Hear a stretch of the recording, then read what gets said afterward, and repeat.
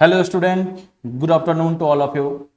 और देखो, आज हम लोग जेई का कुछ क्वेश्चन जो एडवांस अभी 2022 में खत्म हुआ है पेपर पिछले संडे को, उसका कुछ क्वेश्चन आज हम लोग उसको सॉल्व करने वाले हैं। आपने देखा कि कैर कैप्सूल पे पहले फिजिक्स का भी कुछ क्वेश्चन सॉल्व हुआ है, आज कुछ मैथ होगा, फिर फिजिक्स होगा और केमिस्ट्री भी होगा। तो ऐसे ही सिलसिला चलते रहेगा। और देखो, एग्जाम मैथ का पेपर बहुत बढ़िया है, ऐसा पेपर नहीं है कि आप सॉल्व नहीं कर सकते हो। अच्छा पेपर है, आप आसानी से क्वेश्चन को सॉल्व कर सकते हो। तो चलो, पहला क्वेश्चन तुम लोगों के स्क्रीन पे है। और वो जो क्वेश्चन है ना, मतलब बढ़िया क्वेश्चन है। ऐसा क्वेश्चन ऑलरेडी मैं आपके कॉपी में करा चुका हूं और ये लिमिट का क्वेश्चन है। देखो क्या करना है हम लोगों को। अब ये जो क्वेश्चन आपको दिख रहा है, ये लिमिट का क्वेश्चन है। देखो तो अब इस लिमिट में आप क्या करोगे। सबसे पहले हमसे पूछा क्या गया है वो आप देख लो कि limit x tends to alpha plus f of g x का इसका लिमिट पूछा गया है। और एफ एक्स और जी एक्स ऑलरेडी हमको पता है। तो हम बेटा क्या करेंगे, सबसे पहले कंपोजिशन फंक्शन के लिमिट निकालने में मैं क्या बताया था आपको कि आप पहले जी अल्फा प्लस निकाल लो। जी अल्फा प्लस निकाल लेंगे, उसका जो वैल्यू आएगा एफ में पुट कर देंगे। तो सिंपल सा तरीका ये होने वाला है कि हमको क्या सॉल्व करना है। हमको सॉल्व करना है limit x tends to alpha plus, ये हमको सॉल्व करना है जी एक्स। और देखो जी एक्स का वैल्यू कितना है। जी एक्स का वैल्यू आप लोग देखोगे तो लिखा हुआ है 2 log root x minus root alpha upon, मैं बेस नहीं लिखा हूं, बेस आप लोगों को दिख रहा है कि बेस कितना है, ई बेस पे चल रहा है। और यहां पे है लॉग ई का power root x minus e का पावर रूट अल्फा। ये सब जगह बेस कितना है, ई है। अब लिमिट में मैंने आपको बताया कि लिमिट का क्वेश्चन सॉल्व करने से सबसे पहला काम क्या होता है कि आप इस लिमिट का फॉर्म चेक करोगे कि ये कौन से फॉर्म को फॉलो कर रहा है। तभी तो हम लिमिट के जो हमने कंडीशन पढ़ा, जो फॉर्मूला पढ़ा, वो लगाएंगे। तो अल्फा प्लस पुट करोगे तो देखो यहाँ अल्फा प्लस और ये कट के जीरो हो गया, मतलब लॉग जीरो आ गया। और नीचे भी आप देखोगे तो लॉग जीरो आ गया, मतलब ये minus infinity upon minus infinity का फॉर्म आ गया। तो ओवरऑल देखा जाए तो इंफिनिटी बाय इंफिनिटी का फॉर्म हमको दिख रहा है। अब जब इंफिनिटी बाय इंफिनिटी का फॉर्म है तब तो मजा आ गया। आपको क्या करना है, सिंपल सा काम करना है कि एलएच रूल लगा दो, डिफ्रेंशिएट कर दो। अब अगर इसको डिफ्रेंशिएट तो थोड़ा ध्यान से डिफ्रेंशिएट करते हैं। देखिए तो 2 log का डेरिवेटिव होता है 1 अपॉन कितना, 1 अपॉन एक्स, तो root x minus root alpha. और फिर से रूट एक्स का डेरिवेटिव करेंगे तो 1/2 रूट एक्स आ गया। अच्छा, अब फिर नीचे वाले को डिफरेंशिएट करो तो इसका डेरिवेटिव अगेन 1/e का power root x minus e का पावर रूट अल्फा। और फिर से इसका डिफरेंशिएशन कर लेते हैं तो ये आ जाएगा ई का power root x into 1/2 root x. ये डिफरेंशिएट हो गया। अब आपको यहां से दिख रहा है कि ये टर्म तो कैंसिल हो गया। अब क्या बचेगा वो देखो, यहां से अब तुम लोगों को क्या दिखेगा कि अब ये जो हमारा लिमिट है ये चल रहा है limit x tends to alpha. इसको थोड़ा सा सिंप्लीफाई करो तो ये वाला टर्म देखो ऊपर चला गया। तो ये हो गया 2 इंटू ई का power root x minus e का पावर रूट अल्फा अपॉन क्या आएगा, ई का पावर रूट एक्स इंटू कितना, root x minus root alpha. ये दिखा आप लोगों को, ये बन गया। अब देखो ये e to the power x वाला फॉर्म याद करो, हमने क्या पढ़ा था कि limit x tends to zero e to the power x upon x का वैल्यू 1 होता है, तो वही है। अब यहां से 1 चाहिए तो हम ई का पावर रूट अल्फा यहां से कॉमन ले लेते हैं। तो देखो तो एक्स टेंडिंग टू अल्फा, सब प्लस है, अल्फा प्लस है, मैं नहीं लिख रहा हूं। इसका मतलब आप ये मत समझ जाना कि अल्फा चेंज हो गया। अब यहां से ये आ गया 2 ई का पावर रूट अल्फा और यहाँ पे कितना ई का power root x minus root alpha upon ये हो गया ई का power root x into root x minus root alpha. ये वैल्यू दिख रहा है तुम लोगों को। अब आप देखो कि यहां से क्या हो गया, ये जो है ये सब का वैल्यू कितना आ जाएगा, ये सब तो 1 हो गया, ये कंप्लीट 1 हो गया। तो हमारे पास क्या बचा, limit extends to alpha to e का पावर अल्फा अपॉन ई का पावर एक्स, और एक्स के जगह पे अल्फा प्लस रख दोगे तो ये वाला कट जाएगा, मतलब लिमिटिंग वैल्यू कितना आ गया, 2 आ गया। और हम लोगों को क्या निकालना था, एफ ऑफ, तो gx का वैल्यू 2 आ गया, दैट इज एफ ऑफ 2 आ गया। अब यहाँ पे x का वैल्यू आप 2 पुट करो तो पाई/6 मतलब साइन पाई/6, और साइन पाई/6 तो आप सबको याद है ना कितना होता है, 1/2 होता है। तो ये इस क्वेश्चन का हमारा आंसर हो गया। देखो बढ़िया क्वेश्चन था, थोड़ा सा कॉन्सेप्ट लगाना था लिमिट का और वो आसानी से बन गया। ठीक है, तो चलिए आगे बात करते हैं नेक्स्ट क्वेश्चन पे। हम लोग देखते हैं कि नेक्स्ट क्वेश्चन क्या होने वाला है। चलो नेक्स्ट क्वेश्चन देखो। अच्छा बहुत बढ़िया, ये क्वेश्चन देखिए आप लोग, ये क्वेश्चन जो सेकंड वाला है ये बोल रहा है कि कॉम्प्लेक्स नंबर का क्वेश्चन है, और मतलब मैं जेईई एडवांस से ऐसा उम्मीद नहीं किया था कि कॉम्प्लेक्स नंबर में ये क्वेश्चन वो लोग पूछेंगे, बट कोई बात नहीं, पूछ दिए हैं तो सॉल्व तो करना ही पड़ेगा। तो चलिए अब हम लोग इस क्वेश्चन को सॉल्व करते हैं। इस क्वेश्चन में देखो आप लोग, ये बोल रहा है कि let z be a complex number with non zero imaginary part if this is a real. क्या बात है, मतलब ये जो कॉम्प्लेक्स नंबर देखो तुम लोगों को दे रखा है, ये क्या है, ये रियल है। अब ये रियल है तो मॉड ऑफ जेड का वैल्यू निकालना है। तो ये देखो एक कॉन्सेप्ट होता है कि कोई भी कॉम्प्लेक्स नंबर अगर रियल है, तो कॉम्प्लेक्स नंबर रियल है तो हम लोग जानते हैं कि जेड इज इक्वल टू क्या होगा, जेड बार होगा। अगर जिस बच्चा को ये वाला कॉन्सेप्ट याद है कि कोई कॉम्प्लेक्स नंबर रियल है तो z is equal to z bar होगा, उसको इसमें रखो और सॉल्व कर लो। ये तुम्हारा टोटल जो लिखा हुआ है ये जेड है, और इसका कॉन्जुगेट निकालो, क्रॉस मल्टीप्लाई कराओ, आंसर आ जाएगा। एक तो ये तरीका है, लेकिन हम लोग थोड़ा सा इसमें दिमाग लगा देते हैं, थोड़ा सा एक्स्ट्रा एफर्ट डालते हैं, इसमें थोड़ा सा कैलकुलेशन ज्यादा होगा बट आ जाएगा आंसर। दूसरा तरीका सोचते हैं कि दूसरा तरीका देखिए आप लोग क्या हो सकता है। मैं क्या कर रहा हूं, आप ध्यान से देखते रहना। मैं ये लिख रहा हूं कि 4z² माइनस 3z प्लस 2 और प्लस 6z लिख दिया। देखो इसको ऐड करोगे तो ये आ गया, और ये डिनोमिनेटर वाला इसके नीचे भी होगा और इसके नीचे भी होगा, इसको डिवाइड लगा दो तो 4z² माइनस 3z प्लस 2, और यहां पे कितना आएगा 4z² माइनस 3z और प्लस 2। देखो ये तो कंप्लीट कैंसिल हो गया, तो ये आ गया 1 प्लस, यहां z से डिवाइड लगा दिया जाए तो ये आएगा 6 upon 4z minus 3 plus 2/z। अच्छा ये जो कॉम्प्लेक्स नंबर है ये सब रियल है। अब अगर रियल होगा तो क्या होगा, इसका बार इस दिस इज इक्वल टू इसका कॉन्जुगेट, अगर ये z है तो इसके कॉन्जुगेट के बराबर होगा। यही वाला काम यहां कर रहे हैं, यहां इसलिए कर रहे हैं कि यहां थोड़ा सा कैलकुलेशन आसान हो जाएगा।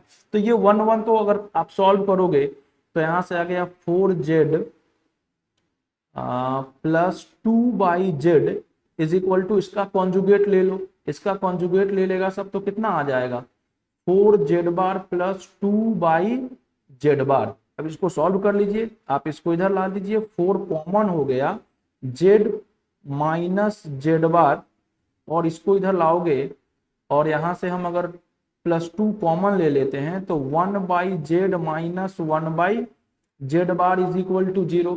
अब इसका सॉल्यूशन हम इधर कर लेते हैं, देखते हैं क्या आता है। बस सिंपल सा कैलकुलेशन बच गया है। अब यहां से देखो, यहां से हम z माइनस जेड बार तो हम कॉमन ले सकते हैं, तो यहाँ तो 4 आ गया, यहाँ पे कितना, अगर आप -2, हाँ -2 लिख देते हैं तो यहाँ से कितना हो जाएगा, तो ये जेड बार होगा, ये जेड बार माइनस जेड, तो ये कितना हो जाएगा जेड माइनस जेड बार, और नीचे दिस अपॉन मॉड जेड का स्क्वायर इज इक्वल टू 0। और ये तो कभी होगा नहीं क्योंकि लिखा हुआ है कि नॉन जीरो कॉम्प्लेक्स नंबर है। तो यहां से क्या आ गया कि 4 is equal to 2 mod of z का स्क्वायर। तो यहां से आपको क्या मिल गया, मॉड ऑफ जेड का स्क्वायर इज इक्वल टू 1/2। इस क्वेश्चन का भी आंसर देखो 1/2 आ गया। एकदम सिंपल क्वेश्चन था, और आई होप ये क्वेश्चन सारे बच्चे करके आए होंगे। मतलब थोड़ा सा कैलकुलेशन था, तो मैथ का पेपर है, जेईई एडवांस का पेपर है, तो उतना तो हक बनता है ना उसका, उतना कैलकुलेशन आपको देने के लिए। तो ये क्वेश्चन भी बढ़िया था, मैक्सिमम बच्चों से हो गया होगा। ठीक है, चलिए नेक्स्ट क्वेश्चन पे बात करते हैं। चलो देखो तो अब नेक्स्ट क्वेश्चन क्या होने वाला है। अच्छा, ये क्वेश्चन देखो आप लोग, ये क्वेश्चन है, मतलब देखा जाए तो कोऑर्डिनेट ज्योमेट्री का ही क्वेश्चन है। ये क्वेश्चन क्या बोला, let ABC with right angle triangle, A B 1 है, ए सी 3 है, ए पे एंगल π/2 बन रहा है, और if a circle of radius r touches the side AB, AC and also touches internally the circumcircle of the triangle ABC, then the value of R is। बढ़िया question है, मतलब ये ठीक क्वेश्चन है, मेंस को एडवांस को ऐसा पूछना ही चाहिए। चलिए अब इस पे हम लोग बात करते हैं। तो इस क्वेश्चन को बनाने से पहले थोड़ा सा आप ये काम करो, तो इसका डेटा देख लो। एक तो ये बोला कि एक राइट एंगल ट्रायंगल है, और राइट एंगल के ट्रायंगल के साथ साथ ये बोला कि एक सर्कम सर्कल है। तो थोड़ा डायग्राम अच्छा से नहीं बना, एक मिनट।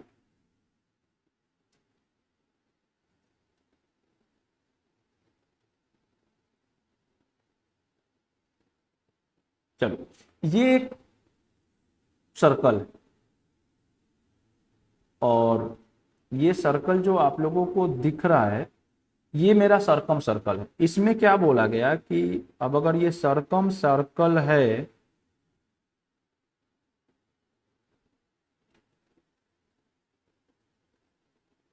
ये राइट एंगल ट्रायंगल है, एंगल ए देखो, ए पे π/2 है, तो ये ए हो गया। अच्छा, ए बी बोला है 1, तो ये बी मान लेते हैं, और इसको हमने सी बोल दिया।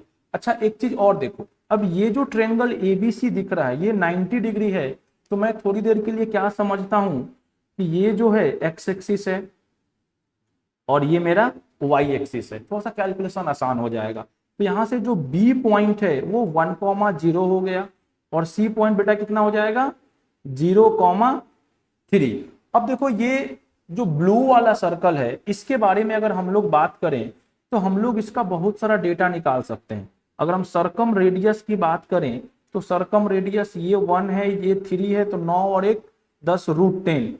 आर का वैल्यू कितना आएगा, √10/2 आएगा। यहां से हमको सरकम रेडियस मिल गया। और सरकम सेंटर जो होगा आप लोग जानते हो।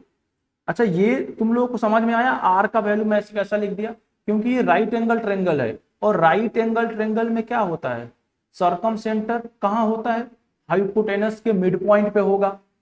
और जो ये तो डायमीटर हो गया ना, ये जो हमारा बीसी है वो डायमीटर हो गया। तो अगर बीसी डायमीटर है तो उसका हाफ कर दोगे तो रेडियस आएगा, और राइट एंगल ट्रायंगल है तो बीसी √10 आ गया, आर मिल गया। अब इसका हम सेंटर देख लेते हैं, इसको पी बोल देते हैं। तो अगर सेंटर निकालोगे तो मिड पॉइंट ऑफ हाइपोटेनस, तो मिड पॉइंट कितना आ गया, आई थिंक ये आएगा 1/2 और 3/2, ये सब मिल गया। अब देखो कि हमको निकालना क्या है। अब यहां जो हमसे वो डिमांड कर रहा है क्वेश्चन वाला, वो क्या डिमांड कर रहा है कि एक ऐसा सर्कल है जो इसको टच कर रहा है और इसके दो साइड को भी टच कर रहा है। अब ये डायग्राम बनाना थोड़ा सा मेरे लिए टफ है।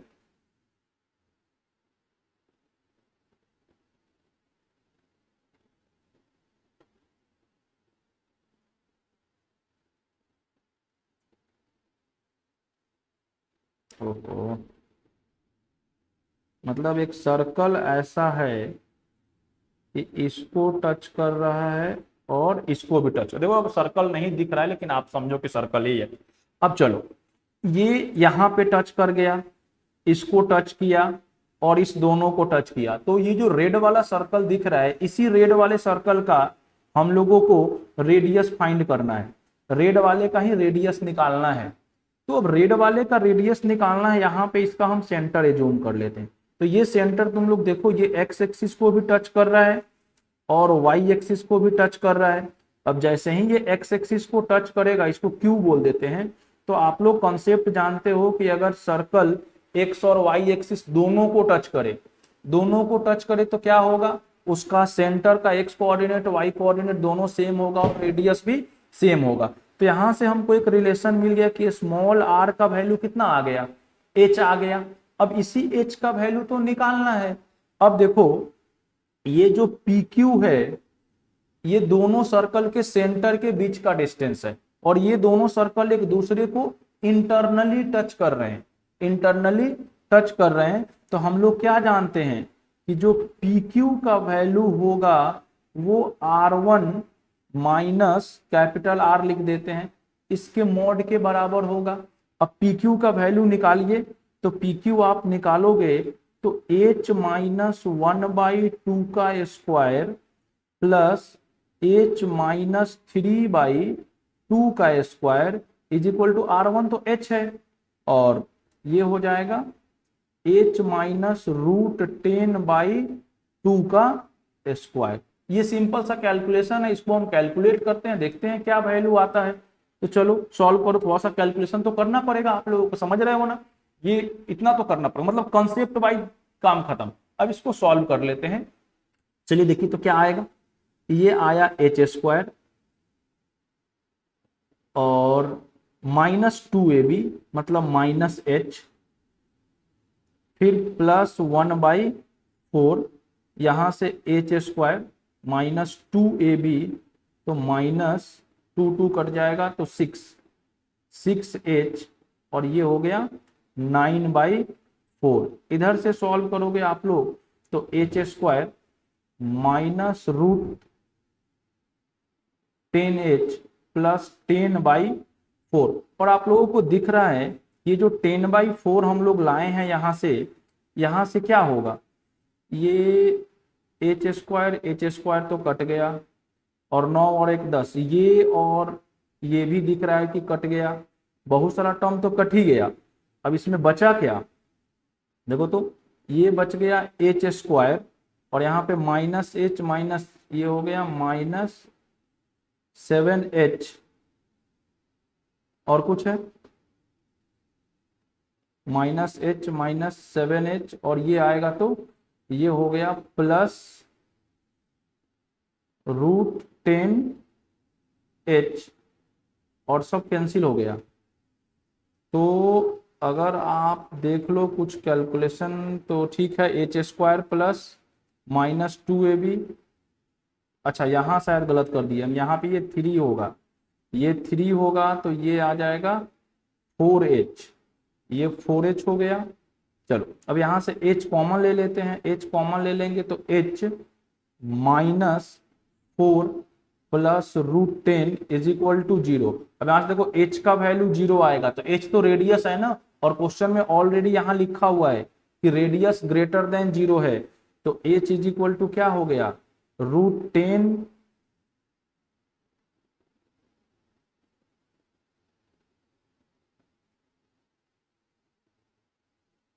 इसको उधर ले जाइए तो ये हो जाएगा -√10 और +4, -√10 प्लस 4, h का यही वैल्यू आ गया 4 -√10 के बराबर, तो ये हमारा आंसर है। h का वैल्यू कितना आ गया 4 -√10। तो ये भी एक अच्छा क्वेश्चन था, मतलब थोड़ा सा आपको कोऑर्डिनेट ज्योमेट्री का बेसिक आइडिया होगा तो क्वेश्चन बन जाता। और ये देखो हमेशा मैं आप लोगों को बोलता हूं कि सर्कल में सर्कल के टच करने का कंडीशन बहुत इंपॉर्टेंट होता है। तो ये क्वेश्चन आप लोगों ने कर लिया, समझ में आया सबको। चलिए नेक्स्ट क्वेश्चन की बात करते हैं, आ जाओ आगे आ जाओ। अच्छा इस बार एक क्वेश्चन देखो आप लोग, एक क्वेश्चन हमारे पास आया इस बार डेफिनिट इंटीग्रेशन का, और ये जो डेफिनिट इंटीग्रेशन का क्वेश्चन है इसको पहले सॉल्व कर लेते। देखो अब ये डेफिनिट इंटीग्रेशन है, तो अगर आप इस क्वेश्चन को अच्छे से देख पा रहे हो तो एक काम तो आपको समझ में आ रहा होगा कि ये जो टर्म लिखा हुआ है हम क्या कर रहे हैं, इसको टी एज्यूम कर लेते। क्या करना है वो देखो, हमको क्या करना है कि a minus log of x whole power 3/2 this is equal to t, इसको मैंने t एज्यूम कर लिया। अब इसको डिफरेंशिएट करो, तो डिफरेंशिएट करो तो ये तो 0 हो गया, यहां से आ गया -3/2 log x का पावर कितना हो गया 1/2, और फिर log x का डिफरेंशिएशन 1/x, क्या बात है, और यहां से क्या आ जाएगा dt अपॉन dx। तो देखो तो ये सब पूरा एग्जिस्ट कर गया ना, ये पूरा dx के साथ एग्जिस्ट ही कर गया। मतलब ओवरऑल अगर बात करें तो हमारा इंटीग्रेशन कितना हो गया, ये हो गया -2/3, ऊपर बन गया तुम्हारा dt और नीचे बन गया इसको t माने और t का स्क्वायर। ये इतना सिंपल सा इंटीग्रेशन आ गया। अब इस इंटीग्रेशन को अगर हम इंटीग्रेट कर ले, अभी लिमिट चेंज करना है, मैं लिमिट चेंज लास्ट में पुट कर लूंगा। अब इसको इंटीग्रेट करोगे तो t का पावर -2 आ जाएगा, और t का पावर -2 का इंटीग्रेशन आप सबको पता है कितना होगा, this is equal to -2/3 1/t। अब क्या करना है कि सर लिमिट तो निकालना पड़ेगा, हमने सब्स्टिट्यूशन लगा दिया तो लिमिट भी तो चेंज करेगा। अब चलो लिमिट चेंज करने के यहाँ x का वैल्यू 1 रख देते हैं, 1 रखोगे और यहाँ देखो बेस e है, log x का वैल्यू 1 पुट करने पे ये तो 0 हो जाएगा, तो 1 के जगह पे लिमिट कितना आ गया, a आ गया। अब दूसरा x का वैल्यू e रखेंगे तो ये log e to the base e 1 मतलब a -1, तो हमारा जो लिमिटिंग वैल्यू है वो a -1 आ गया। अब इसको सॉल्व करना है तो मैं नेक्स्ट पेज पे कर लेता हूं सॉल्व।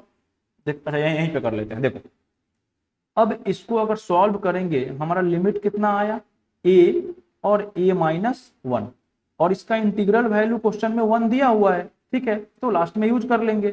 आगे देखो तो अब यहां पुट करते हैं तो -2/3 इंटीग्रेशन तो कितना आ जाएगा, अपर लिमिट 1/a-1 -1/a और दिस इज इक्वल टू 1 है। इसको सॉल्व करिए आप लोग तो -2/3, यहां देखो तो ये कितना हो गया, a - a+1 upon a-1 into a is equal to 1। a तो कैंसिल हो गया, a हमारा कैंसिल हो गया और कितना आ गया, a का वैल्यू 1 आ गया। इधर से सही चल रहे हैं ना हम लोग, कुछ गलत हो गया, हाँ ठीक है चलो ये आ गया। अब इसको सॉल्व करना है, कितना है तो क्रॉस मल्टीप्लाई कर लिया जाए, -2 इसको मल्टीप्लाई करोगे तो ये हो गया 3a² और ये कितना -3a, तो यहां से आ गया 3a² -3a+2 इक्वल टू 0। और क्वेश्चन में a का वैल्यू ही तो पूछा गया है, a का वैल्यू पूछा है, तो a का वैल्यू अगर निकालेंगे तो b² 9 - 4ac। एक बार हमको लग रहा है कुछ हम लोग कैलकुलेशन मिस्टेक कर लिए, एक बार चेक कर लेते हैं क्या आ रहा है। यहां से देखो तो ये आप देखो ये -2/3 है और यहाँ पे कितना, अच्छा देखो ये जो था ना जब इसको इंटीग्रेट किए हो तो ये -1 आता ना नीचे, तो ये प्लस हो गया, ये भी प्लस हो गया, ये भी प्लस हो गया, तो ये कितना आ जाएगा, यहाँ पे +2 हो गया, तो यहाँ पे क्या आएगा -2 आएगा, 3a - 2।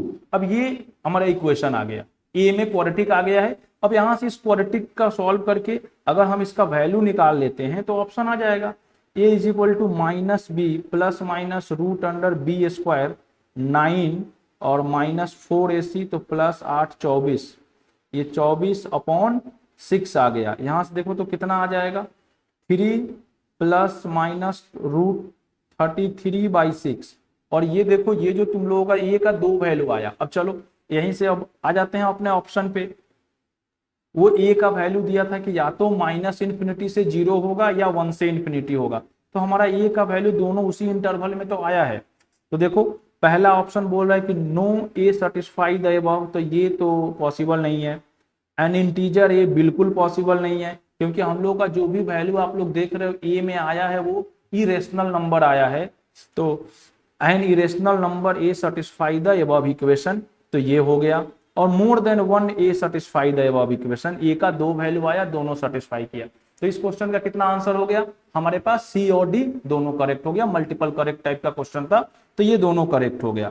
चलिए आगे बढ़िए, एक क्वेश्चन तुम लोग देखो, ये बढ़िया क्वेश्चन है, आसान क्वेश्चन है। अगर आप लोग मैं पेपर देता ना तो सबसे पहले ये मैच द कॉलम को अटेम्प्ट करता, क्योंकि हमारा आदत होता है ना ऑप्शन को देखकर क्वेश्चन सोचने का। तो यहाँ इस क्वेश्चन का ऑप्शन तुम लोगों को दिख रहा है, तो चलो इस क्वेश्चन के लिए सॉल्व कर लेते हैं। ये देखो तो क्या दिया गया है कि नंबर ऑफ सॉल्यूशन की ये बात कर रहा है, तो आइए नंबर ऑफ सॉल्यूशन निकालते हैं। सबसे पहले मैं बोलूंगा कि sin x plus cos x is equal to 1 है। देखो तो एक इक्वेशन दिया कि sin x plus cos x is equal to 1। अब इसका सॉल्यूशन आपको अगर करना है तो √2 से मल्टीप्लाई डिवाइड कर लेते हैं, तो ये आ जाएगा cos x minus pi by 4 is equal to 1 by √2। तो हम कितना लिख दें, कॉस पाई बाई 4। अब यहां से x माइनस पाई बाई 4 का जो वैल्यू होगा, आप बताइए कितना आएगा, cos theta is equal to cos alpha. तो आप लोग क्या बोलते हो sir 2n pi plus minus alpha होगा। तो अगर माइनस वाला लेंगे तो ये और ये तो कट गया, x इज इक्वल टू क्या आ गया 2n पाई, और दूसरा प्लस वाला लेगा सब, तो x is equal to 2n pi plus pi by 4 मतलब 45 45 90 ना, तो पाई बाई 2। तो ये वैल्यू आ गया। अच्छा अब क्वेश्चन में देखो कि इसको सेटिस्फाई करने वाला कौन कौन सा वैल्यू है। तो एक तो तुम लोगों को ऐसा ही दिख रहा है कि x का वैल्यू अगर 0 रख देते हैं तो एक तो 0 सॉल्यूशन हो गया, 0 पे सेटिस्फाई कर रहा है। दूसरा क्या सेटिस्फाई करेगा उसके लिए हम देख लेते हैं ये किस इंटरवल में बात कर रहा है। ये बात कर रहा है -2π/3 से +2π/3 पे, और इस इंटरवल में π/2 आता है। sin π/2 बिना सॉल्व किए भी आंसर सोच सकते थे आप लोग, sin π/2 1 और cos π/2 0। तो यहां से कितना आ गया, इसका भी वैल्यू एक तो वैल्यू मिल गया ना π/2, मतलब इसका हमने 2 सॉल्यूशन निकाला, 2 सॉल्यूशन इसका आ गया। अब इसी में एक और किसी को सॉल्व कर लो, उसके बाद ऑप्शन से हम लोग देख लेंगे क्या होने वाला है। दूसरा दिया हुआ था 2 के लिए √3 tan x। देखो तो √3 tan 3x is equal to 1। अब इसको सॉल्व करेगा सब, तो यहां से क्या मिलेगा, tan 3x is equal to 1 by √3, तो 3x is equal to n pi plus alpha ना, तो π/3 मतलब 1 बाई √3 मतलब 30 डिग्री, तो π/6। तो यहां से जो x का वैल्यू आ गया, ये आ गया n π/3 और प्लस π/18 आ गया। ठीक है, ये x का वैल्यू आ गया। अब इस x का वैल्यू को हमको जो इंटरवल दे रखा है उसमें सोचना है, -5π/18 से 5π/18 पे जाना है। तो अगर देखो मतलब हमको जो भी सोचना था वो सोचना है -5π/18 टू 5π/18 के बीच में, इस इंटरवल में बात करना है। तो अगर हम लोग x का वैल्यू -1 रख देते हैं तो ये -π/3 होगा और ये π/18 होगा, तो 6 इस पे तो आ जाएगा ये। तो एक तो ये वैल्यू सेटिस्फाई कर गया, ठीक है, ये आप लोगों को दिख रहा है। और ये कौन सा वैल्यू सेटिस्फाई करेगा, देखिए इसमें एक और कौन सा वैल्यू सेटिस्फाई करने वाला है, क्या π/2 रखने पे आएगा। मतलब हमको n का 2 वैल्यू निकालना है। तो एक वैल्यू तो ऐसे ही दिख गया कि -5π/12 आ रहा है, और अगर हम n का वैल्यू 0 रख देते हैं तो 0 पे कितना आ जाएगा, π/18 आएगा, और π/18 इस इंटरवल में है।